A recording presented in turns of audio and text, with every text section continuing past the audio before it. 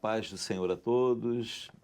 Esse é o programa História e Geografia Bíblica, onde falamos de histórias bíblicas e a geografia dos fatos apresentados. Comigo sempre, na apresentação do programa, o pastor Eduardo Rossetti, a paz do Senhor. A paz do Senhor, pastor Ian, a paz do Senhor, Vinícius, a paz do Senhor a todos. Professor Vinícius, a paz do Senhor. Amém. Paz do Senhor aos pastores, paz do Senhor aos que nos assistem. Nós estamos no Novo Testamento e falando da vida do Senhor Jesus. Já falamos do seu nascimento, como foi, a geografia de Belém, sua cidade natal. Falamos também de sua família, as mudanças que aconteceram devido ao crescimento de Jesus. E relatamos o batismo de Jesus e o início do seu ministério. Seu primeiro milagre em Caná da Galileia, o batismo de Enom, onde o batismo de João Batista cessou e entrou o batismo em nome de Jesus. Sua passagem por Samaria, seu encontro com a mulher samaritana ali, e depois em Caná, seu segundo milagre, a cura do filho do régulo. Sua expulsão de Nazaré, e hoje vamos falar da sua nova residência em Cafarnaum. A grande profecia de Isaías 9:1, que é replicada em Mateus 4:13. Vamos ler então Isaías 9:1, onde tem uma profecia referindo-se a Galileia. Mas a terra que foi angustiada não será entenebrecida. Ele envileceu nos primeiros tempos a terra de Zebulon e a terra de Naftali, mas nos últimos a enobreceu junto ao caminho do mar, além do Jordão, a Galileia dos gentios. O povo que andava em trevas viu uma grande luz, e sobre os que andavam na região da sombra da morte, resplandeceu a luz. Então, que texto bonito. E lá em Mateus 4:13, 14, 15, se refere a essa profecia de Isaías. E lá o Senhor Jesus fala: arrependei-vos, porque é chegado o reino de Deus. Então, o Senhor falando da profecia. Nós vamos à geografia de Cafarnaum, a cidade que nós vamos falar hoje. Uma cidade de aproximadamente 1.500 habitantes na época, vila de pescadores, mas também um centro comercial, devido justamente à sua posição geográfica, o ponto de parada de quem vinha de grandes distâncias, né? Lembrando que ela ficava ao lado do Mar da Galileia, uma cidade com forte presença romana, devido a uma alfândega na Via Maris que passava por essa cidade, local de trânsito de pessoas de muitas nações. A Via Maris, ela tinha o seu início lá no Egito e ia até a Mesopotâmia, passando por Cafarnaum, depois por Damasco. Então, era uma via muito movimentada e tinha uma alfândega justamente em Cafarnaum. E foi ali que o Senhor encontrou o Mateus, o Levi, que vai ser assunto de outros episódios mais para frente. Então, hoje nós vamos falar de Cafarnaum. Pastor Eduardo. Essa descrição de Mateus, capítulo 4, verso 12, ela abre o ministério do Senhor Jesus na Galileia. Então, Mateus, ele descreve o início do ministério do Senhor Jesus efetivamente aqui. É interessante que essa informação que ele nos dá aqui, ó, Jesus, porém, ouvindo que João estava preso, voltou para a Galileia. É uma informação que ela não nos dá nenhuma indicação do ponto de vista cronológico, nenhuma indicação do ponto de vista de tempo, não é? Ele não fala daquilo que aconteceu em Nazaré, nós só ficamos sabendo através de Lucas. Não fala dos milagres do Senhor Jesus na Judéia, né? Não fala do primeiro milagre em Caná da Galiléia, do segundo milagre em Caná da Galiléia. Quer dizer, simplesmente ele aqui salta todos esses eventos e ele dá início ao seu ministério. E ele nem fala do encontro com a mulher samaritana, né? Não fala do encontro com a mulher samaritana, e é exatamente esse o aspecto que nos chama a atenção nos evangelhos, é a informação complementar, né, que o Espírito Santo provê através dos outros relatos, e é nisto que está a fidelidade do registro bíblico em poder unir todas essas eventuais disparidades, mas que na verdade são complementariedades e que mostra efetivamente como se deram de fato, historicamente, aqueles fatos, não é? Então é muito interessante esse início.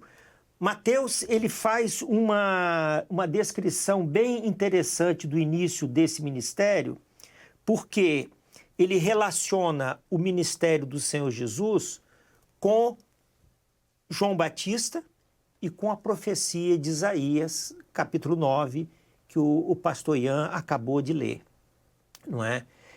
Mostrando que profeticamente o Senhor Jesus ele dava cumprimento e extensão à mensagem de João Batista, e profeticamente ele se posicionava no mesmo lugar que o profeta Isaías havia informado que seria o início da grande mensagem aos gentios, né? A grande luz que resplandeceria aos gentios. Ele então inaugura o ministério do Senhor Jesus exatamente nessa posição. Isso aí é uma coisa fabulosa, não é? Texto muito bonito esse, né? O povo que andava em trevas viu uma grande luz. E está se referindo literalmente ali à Galileia dos gentios, né?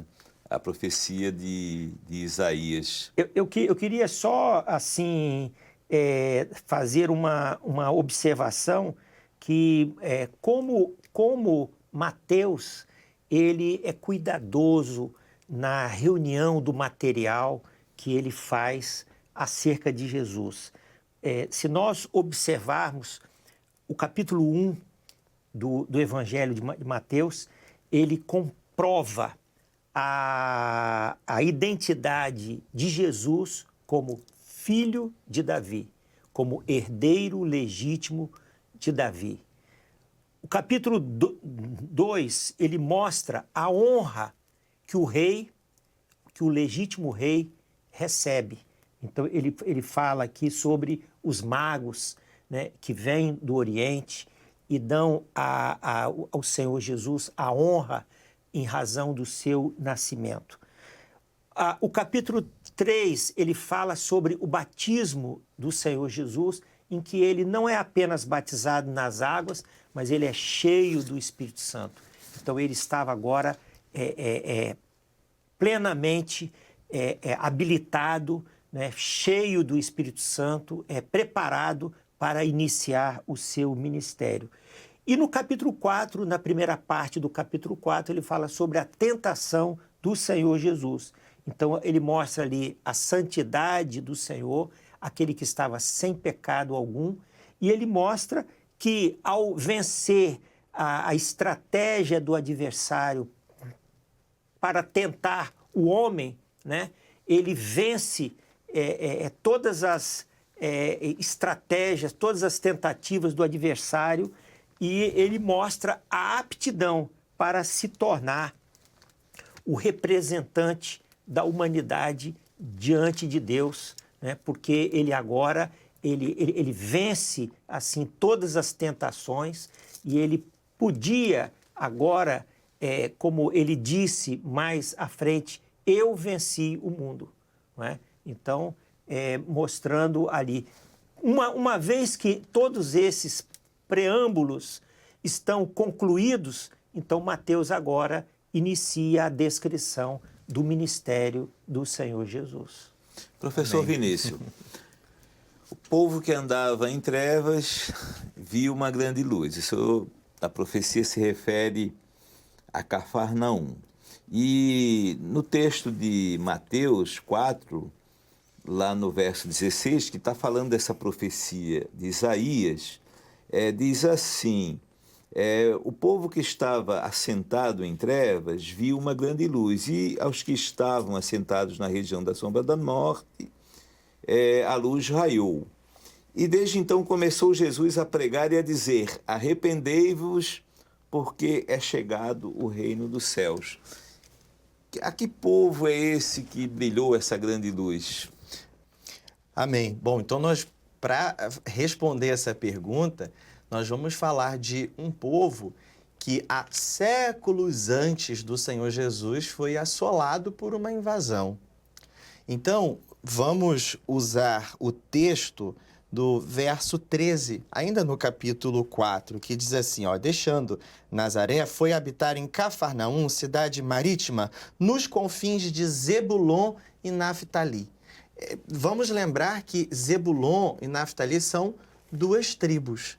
E quando essas terras são, então, divididas para essas duas tribos, registrado em Josué, quando a terra prometida, então, é conquistada, Josué faz a distribuição das terras e no capítulo 19 de Josué, nós vemos a sorte das terras que cabem a essas duas tribos, Zebulon e Naftali. Então, nós temos Zebulon vai ocupar exatamente as terras mais ao sul da Galileia, enquanto Naftali vai ocupar as terras mais ao norte da Galileia. Esse povo, o que também está registrado no segundo livro dos Reis, no capítulo 15, esse povo é invadido. Porque não somente o sul de Israel, e aí nós vamos falar exatamente de Judá, de Benjamim, foi invadido, mas a região norte também foi invadido, especialmente pelos assírios.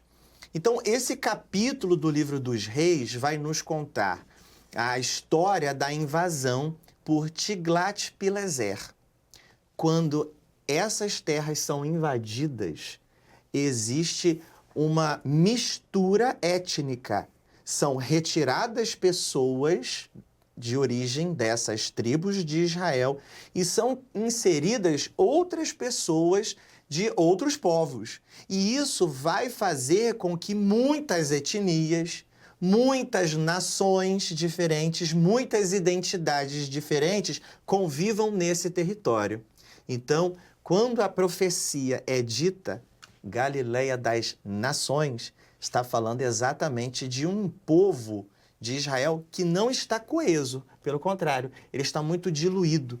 E quando nós falamos isso, não é por questões de mistura de raça, não, mas pela perda da identidade do único Deus, especialmente porque outros povos cultuavam vários deuses. Então, é esse o cenário que Isaías vai profetizar sobre, e é esse mesmo cenário que o Senhor Jesus, no seu próspero ministério, dentro de Cafarnaum, ele vai lidar. Então, nós vamos ver, inclusive, uma série de milagres, uma série de operações que vão acontecer nessas cidades. Cafarnaum é uma delas.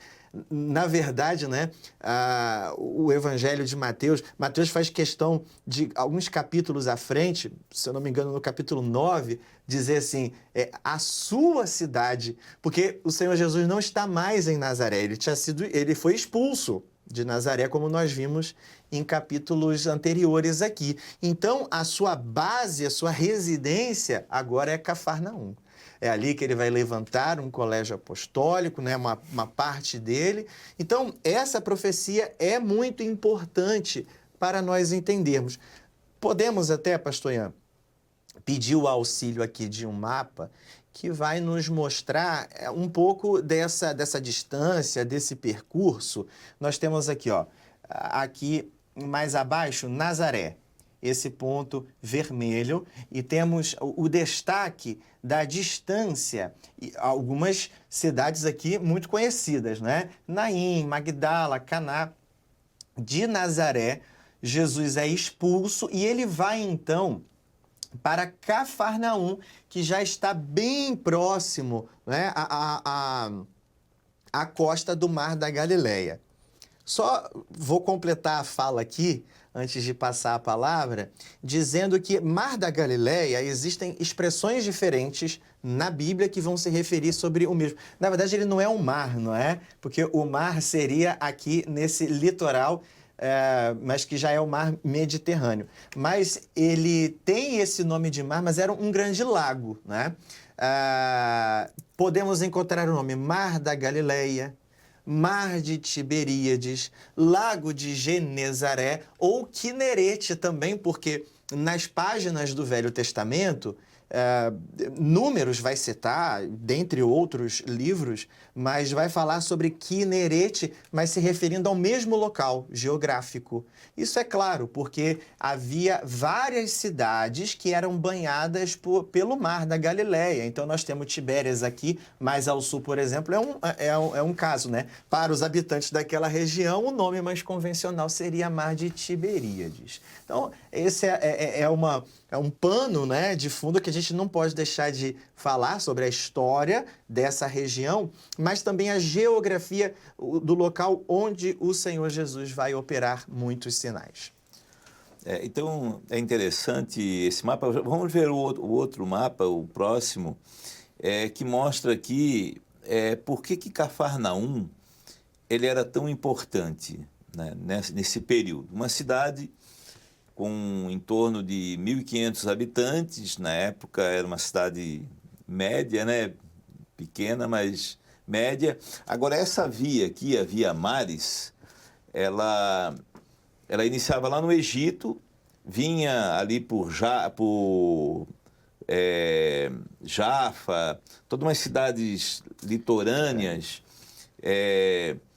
de Israel, e ela entrava e passava beirando o mar da Galileia e ia até Damasco, depois para cima e até a Mesopotâmia. Por isso ela é chamada de Via Mar, ou nos nossos dias aí uma beira-mar, né? A beira-mar. E aqui em Cafarnaum tinha uma alfândega. Por quê? Os comerciantes que vinham de lá, eles tinham que parar aqui e pagar o pedágio aos publicanos, né?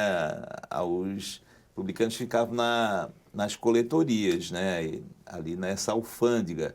Quem vinha também dessa região, da mesma forma. Então, Cafarnaum, pelas longas distâncias, ele era um ponto de parada. Então, Perfeito. Por isso vinha pessoas do mundo todo aqui. E aquilo que o professor Vinícius muito bem falou aqui, a parte norte de Israel, desde lá a divisão do reinado lá de Jeroboão, que deu aquela briga e deu a divisão dos dois reinos, né? O reino de Judá sendo do sul, o reino de Israel do norte. O reino do norte foi enfraquecendo. E esse reino da Assíria, ele entrou, e nós vemos logo em seguida essa história que o professor Vinícius contou, veio o Sargão II, Perfeito. E já tomou mais uma parte, depois veio o Senaqueribe. O Senaqueribe, ele foi um rei terrível, né? Ele dominou todo Israel, menos Jerusalém. E ele escreve naquele achado que tem do prisma de Senaqueribe, está escrito lá que ele colocou o reino de Judá como um passarinho numa gaiola, que era o Ezequias, né? Mas só que depois a história mudou, né? E o Senhor mandou o anjo lá e derrotou o exército de Senaqueribe. Mas ali, a parte norte foi dominada por pessoas de muitas regiões. Por isso que a Galileia era chamada da Galileia dos gentios, e a profecia de Isaías cita a Galileia e chama a Galileia dos gentios. E ele diz que aquela cidade, né, que estava ali entebenecida, ela não foi a pior, né? Passou um momento de trevas, mas agora o Senhor A luz. vem, diz, o povo que andava em trevas viu a grande luz, e o Senhor diz, vem com essa mensagem: arrependei-vos, porque é chegado o reino de Deus. Pastor Eduardo. É interessante que a profecia de Isaías é cerca de 700 anos antes De Jesus. não é? Exatamente. 700 anos antes. Então, mostra o vigor, né, do conteúdo profético, né, da palavra de Deus, como a palavra de Deus, no seu teor profético, ela é real, é vigorosa, né? E esse detalhe, ele nos chama a atenção porque, assim como o Senhor, ele foi fidedigno em apontar aquilo que haveria a acontecer nos dias passados, é igualmente fidedigno em apontar aquilo que acontecerá nos dias futuros. Eis a razão porque a igreja, ela deposita fielmente a sua confiança na vinda do Senhor Jesus. Porque assim como vimos que detalhes tão pequenos, né, foram exatamente cumpridos da forma como estavam mostrados, cremos que Deus também há de cumprir aquilo que tem dito acerca da sua segunda vinda, não é? Eu vou pedir para colocar aqui o primeiro mapa novamente. Assim, a importância de nós mostrarmos esse mapa aqui.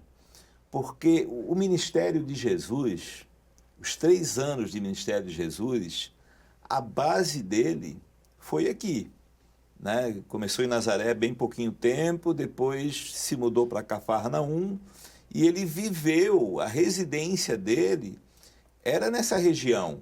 Ele descia para Judá, para Jerusalém, né, o reino de baixo, né, para aquela região de Judá, ou a Judéia, nesse período era chamada a Judéia, e a província da Judéia. Ele ia para as festas, né, ia para a festa da Páscoa, dedicação, todo ano, né? ia. Teve 3 Páscoas, né? Cada ano tinha uma, cada ano ele descia. E eles desciam em caravanas, né? Os pais, as famílias desciam todos os anos, e Jesus sempre foi.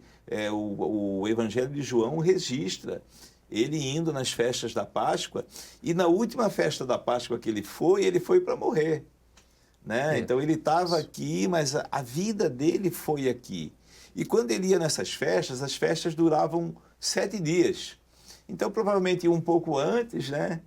7 dias, um pouco depois, era ali que ele operava o milagre, ali que ele passava por Jericó, ia lá em Betânia e operava aqueles milagres e aquelas situações que aconteceram em Jerusalém. Mas depois das festas, ele retornava para a base, por isso foi aqui que ele formou os seus discípulos, né? Todos eles, nós vamos ver no próximo episódio, os 4 primeiros, né? Nós já falamos isso em episódios anteriores, mas aqui nós vamos destacar mais, se referindo ao Evangelho de Mateus, o chamado dos 4 pescadores. Já fica aqui, né, uma dicasinha do que será o nosso próximo episódio. Alguma consideração ainda sobre esse episódio? Eu gostaria de destacar a mensagem do Senhor Jesus, porque nós vamos ver a mesma mensagem de João Batista. Arrependei-vos, porque é chegado o reino dos céus. O último profeta do Testamento, e agora nós estamos vendo o profeta da Galileia, a pessoa do Senhor Jesus pregando o mesmo arrependimento, que é uma necessidade humana. Precisamos nos arrepender e, confessando os nossos pecados em Jesus, termos direito ao reino de Deus. Essa é a mensagem do Evangelho. Foi literalmente o texto que Jesus usou aqui: arrependei-vos, porque é chegado o reino de Deus. Pastor Eduardo. Lembrando que ele fala que é chegado o reino dos céus. Né?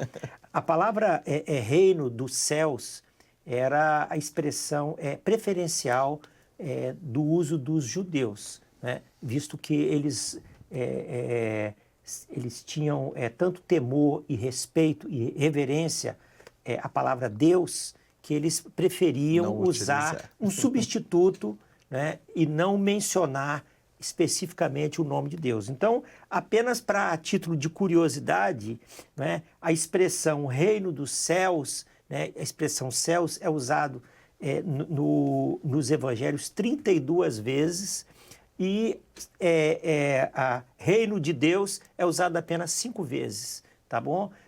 Tal a preferência que eles davam a esse uso, né, no evangelho em questão, por uma questão cultural, não é? Por uma questão religiosa mesmo, e essa foi a expressão que o Senhor usou também, fazendo menção daquilo que João Batista anunciou. Nas parábolas de Mateus 13, o Senhor fala muito do reino dos céus. O reino dos céus é semelhante Isso, o a reino uma dos pérola, céus. né? A homem que lançou a rede e assim por diante, né? Então nós vemos o reino de Deus, né? E em especial o reino dos céus, muito citado pelo Senhor. Isso. E aqui ele diz: é chegado o reino dos céus. Amém. Então, nosso episódio hoje está terminando. No próximo episódio nós vamos continuar e nós vamos falar um pouco mais sobre o Mar da Galileia, os pescadores do Mar da Galileia, o chamado dos 4 primeiros apóstolos. Pai Senhor, professor Eduardo. A paz do Senhor, pastor Ian, a paz do Senhor, Vinícius, a paz do Senhor a todos. Pai Senhor, professor Vinícius. Amém. Pai do Senhor a todos. A paz do Senhor a todos que nos acompanham.